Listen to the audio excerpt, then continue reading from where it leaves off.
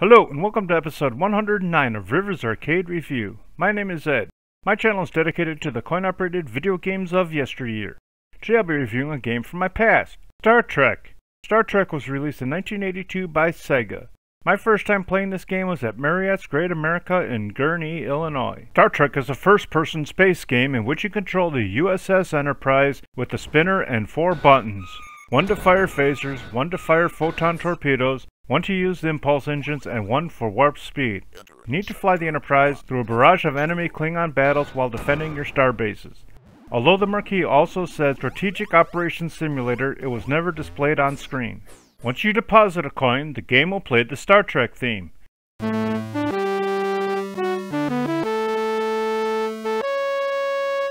Once you press the start button, you will hear Spock say, "Welcome aboard, Captain." Welcome aboard, Captain. And the display will say, "Begin simulation."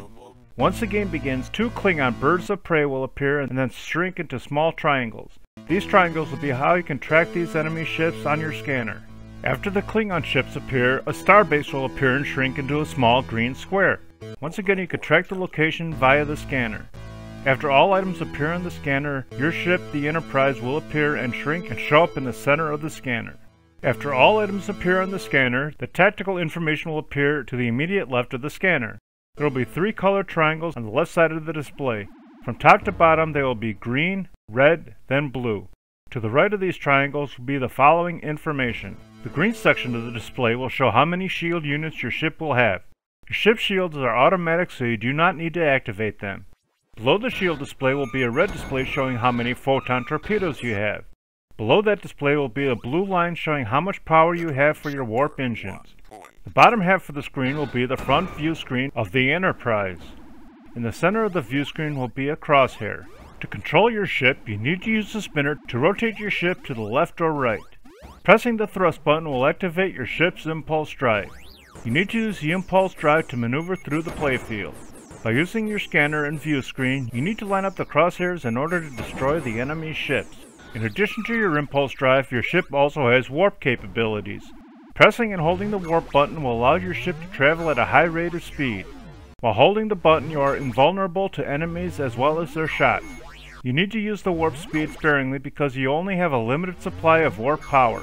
Pressing the fire button will fire your ship's phasers. Your phaser shots will line up with the center of the crosshair. Your phasers will fire quickly and will destroy the closest enemy in your crosshairs. You will have an unlimited supply of phaser shots. In addition to your phasers, you will also have photon torpedoes. Photon torpedoes will take longer to reach the targets, although you can destroy multiple enemy targets when they explode. You need to use your photon torpedo sparingly because you have a limited supply. You can fly your ship and dock it with one of the star bases. By successfully docking with the starbase, you will earn additional warp power, receive an additional photon torpedo, and increase your shield strength. You will earn more bonus points if you don't dock with the starbases during the level. You will also earn an extra shield, photon torpedo, and warp power for reaching a predetermined score. This score can be changed by management settings. After docking with the starbase, the symbol on your scanner for the starbase will change from green to blue. You need to prevent the Klingons from destroying your starbases. The object of this game is to destroy the enemies all while protecting the starbases. Once all the enemy ships have been destroyed, the display will say "Sector secured" and your ship will automatically warp to the next sector, and Spock will state which sector you are entering, and a new round will begin. Every 5 waves, there will be a new enemy ship called the Nomad, and it will spread mines throughout the playfield. These mines need to be avoided or destroyed. You need to destroy the ship that is deploying the mines to advance to the next sector, although you do not need to destroy all the mines. As the levels advance, you will face more and more Klingon ships as well as antimatter saucers. These enemies will be faster and more aggressive as the levels advance.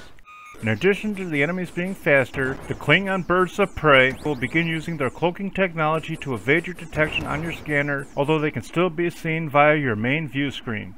You need to avoid colliding with enemy ships, mines, as well as enemy shots. If any of these items contact your ship, your shield strength will decrease 1 unit. If you have no more units of shield strength left, the next hit by an enemy will cause the green triangle to disappear. If the green triangle is gone, the next impact will cause all your photon torpedoes to disappear along with the red triangle. If the red triangle is gone and your ship takes another hit, Your warp power as well as the blue triangle will disappear. If your ship takes a hit when you have no triangles on your display, your game will end and you will get the message "Simulation complete." The triangles as well as your power can be restored by docking with the starbase. This game offers a 2-player option. When playing in 2-player mode, the players will alternate after each sector is completed. Between players, you'll hear the boatswain's mate give the boatswain call, and the screen will display "Report to bridge player 1" or player 2, depending on which player is up. Scoring for the game is as follows. For each Klingon bird of prey, you will earn 25 points plus 25 points times the round number. For example, if you are in round 3, you will earn 25 points plus 3 times 25 for 100 points altogether. You'll earn 5,000 points for each anti-miter saucer and 30,000 points for each nomad ship. You earn 250 points times the round number for each used starbase and 1,000 points times the round number for each unused starbase. I wasn't a fan of this game due to the complexity of the controls and the repetitive nature, although I can't condemn a game due to my lack of ability to play it, so I would recommend playing it either in an arcade setting or on an emulator.